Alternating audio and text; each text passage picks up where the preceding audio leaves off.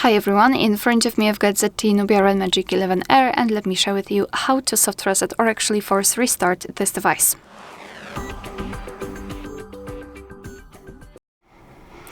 So this operation will be useful if for some reason your device stopped working properly and it does not respond to your touches.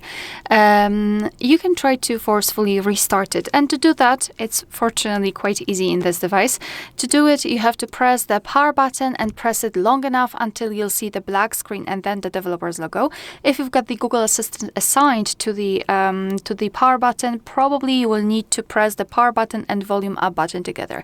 But in my case, there's only power button, so let me press it. Just press it and keep pressing. Here we've got the information that you may press and hold power button for over 10 seconds for force restart. So keep pressing. We've got the black screen, which is a really good sign. I felt the vibration, and I like to keep the button pressed until the vibration appears. So when I feel the vibration, I can release the finger, and now our device will be automatically powered on. Alright, so that will be all. Thank you so much for watching. Please hit the subscribe button and leave the thumbs up.